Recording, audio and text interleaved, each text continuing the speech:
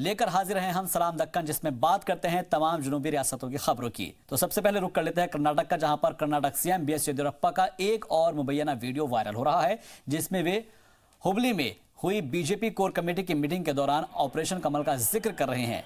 Video में येदियुरप्पा को ये कहते हुए सुना जा रहा है कि ये कामयाबी मरकजी क़यादत की हिदायत पर चलाई गई। और वीडियो में येदियुरप्पा तो नहीं दिख रहे हैं, लेकिन उनकी आवाज़ सुनी जा सकती है। इस 7 मिनट के वीडियो में मुबैना तौर पर येदियुरप्पा कह रहे हैं कि 17 बागी एमएलए की वजह से ही पार्टी इक़्तिदार में आई है। उन्होंने एमएलए को 2.5 महीने तक मुंबई में रखा, 3 महीने तक ये लोग अपने घर वालों से भी दूर रहे।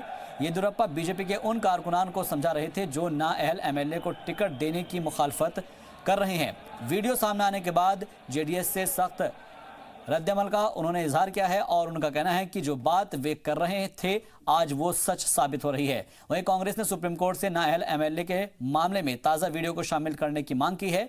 वाज़ेह रहे कि कर्नाटक में कांग्रेस और जेडीएस लगातार बीजेपी पर एमएलए खरीदो फरोख्त का इल्जाम लगाती आई है। जी मीडिया नुमाइंदे जयपाल शर्मा हमारे साथ मजीद बातचीत के लिए इस पर जुड़ गए हैं। जयपाल, ये एक तरीके से जो ऑडियो वायरल हो रहा है उसके बारे में क्या कुछ अब तक अपडेट मिल पाया है कि कितना पुख्ता है ये, और क्या अभी तक इस बारे में चल पाया है कि ये जो ऑडियो वायरल हो रहा है या वीडियो जो इसके अंदर सामने आया है कि क्या वाकई में ये बीएस येदियुरप्पा की आवाज है?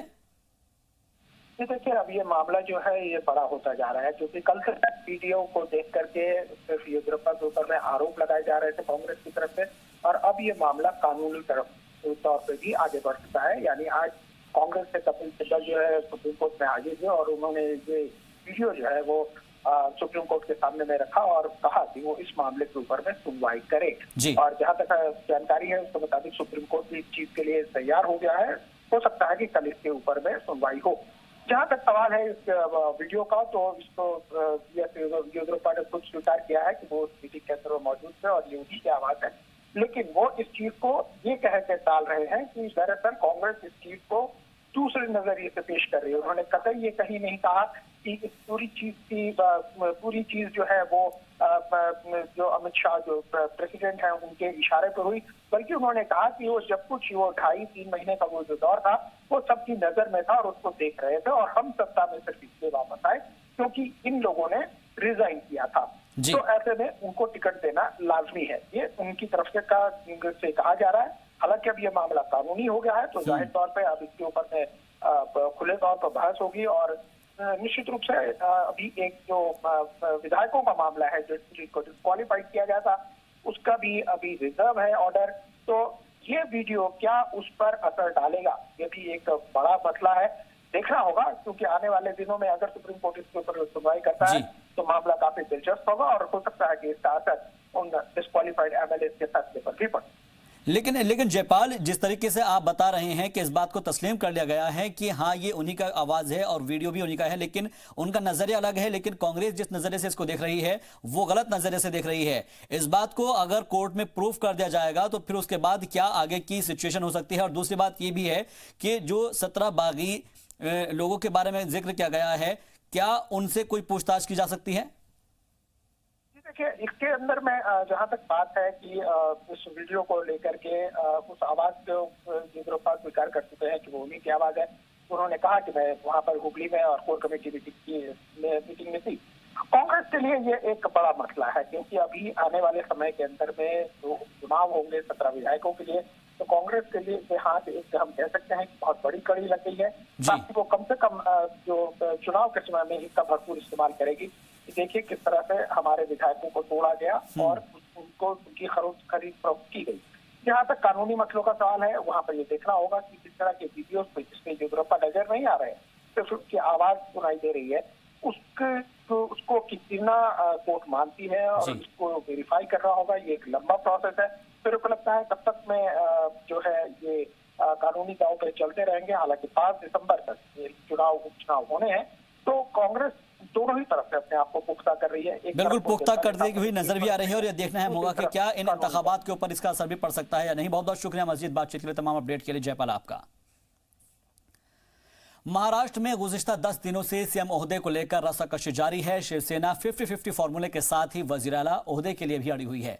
इसी बीच शिवसेना ने तेवर और भी सख्त करते हुए कहा है कि शिवसेना वेट एंड वॉच का भी नहीं करेगी, बल्कि शिवसेना के 170 एमएलए की हिमायत के दावों के बाद पार्टी महाराष्ट्र के गवर्नर से मुलाकात की है। उधर महाराष्ट्र को मामले को लेकर सीएम फडणवीस ने पार्टी सदर अमित शाह से मुलाकात की है, तो एनसीपी सदर शरद पवार के कांग्रेस सदर सोनिया गांधी से मुलाकात उन्होंने की है और जिसके बाद महाराष्ट्र की सियासत अब और भी तेज हो गई है। मैं और मेरे सहयोगी नेता शिवसेना के रामदास जी कदम दोनों राजभवन में आकर राज्यपाल महोदय से मिले और लगभग 1 घंटा तक हमारी चर्चा हुई। राज्यपाल पद एक नॉन पॉलिटिकल, एक संवैधानिक पद है। ये कर्टेसी विजिट रही हमारी खास करके, लेकिन जब बात निकली है, हम मिले हैं, तो महाराष्ट्र की जो राजनीतिक स्थिति बनी हुई है उस बारे में जरूर चर्चा हुए। फिर हमने भी हमारी बात राज्यपाल महोदय के सामने रखी। राज्यपाल जी ने बहुत ही शांतिपूर्ण तरीके से हमारी बात सुनी है। हम उनको यही बताना चाहते थे, अगर बात निकली उस वक्त, तो जो सरकार नहीं बन रही आज तक और जो एक कन्फ्यूजन एक बन गया है पूरे राजनीतिक माहौल में, उसके लिए हम जिम्मेदार नहीं है। हम चाहते हैं सरकार बने और किसी की भी सरकार बनने में शिवसेना रोड़ा नहीं डाल रही है। जिसके पास बहुमत है वो सरकार बनाएगा, यही बात वहां भी चर्चा में आई। सत्ता के समीकरण में कौन क्या कह रहा है, इस पर मैं कोई टिप्पणी नहीं करूंगा। कई लोग बोल रहे हैं, लेकिन भारतीय जनता पार्टी कोई टिप्पणी करने वाली नहीं है।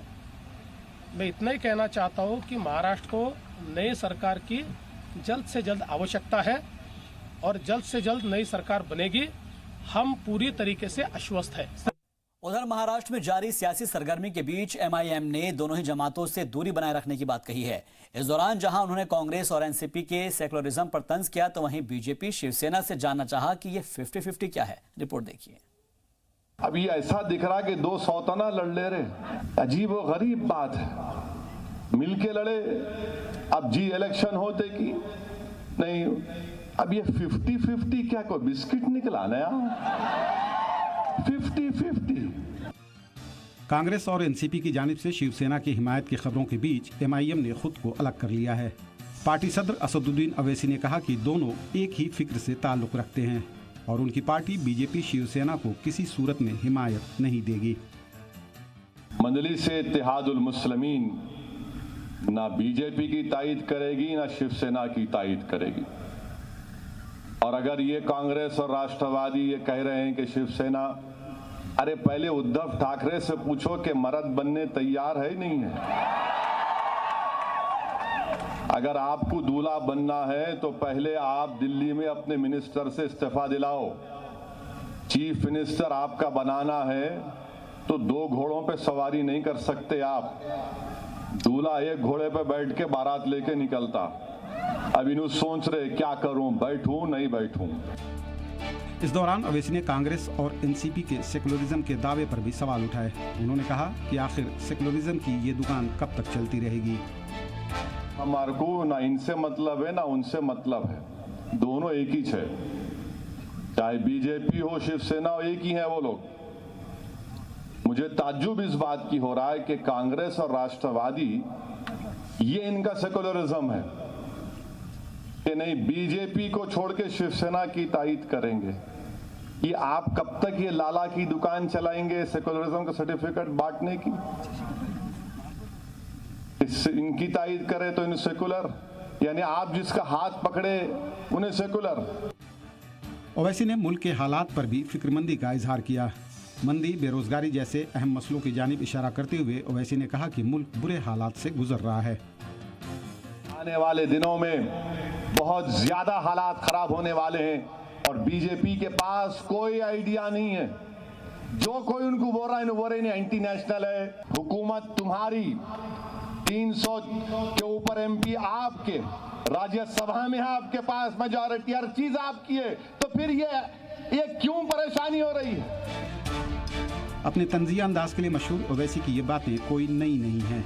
रियासत में 2 सीटें जीतने वाले एमआईएम ने इत्तेहाद से खुद को अलग करने का ऐलान कर दिया। अब देखना है कि आने वाले 1-2 दिन में महाराष्ट्र की सियासत किस करवट बैठती है। आंध्र प्रदेश में पवन कल्याण की क़यादत वाली जनसेना ने आज रियासतगिर मार्च निकाला, जहां पर जगन मोहन हुकूमत के खिलाफ हुए मुजाहरे के दौरान पवन कल्याण ने हुकूमत की कारकर्दगी पर सवाल उठाए। उनके मुताबिक चंद्रबाबू नायडू और जगन मोहन हुकूमत में कोई फर्क नहीं है, दोनों ने ही अवाम की परेशानियां दूर करने में बुरी तरीके से वो नाकाम रही है। कानकनी मामले में वाईएसआरसीपी कारकुनान के मुलव्विस होने के सवाल पर जनसेना ने कई शहरों में मुजाहरा किया। इस दौरान बड़ी तादाद में पार्टी कारकुनान शामिल हुए।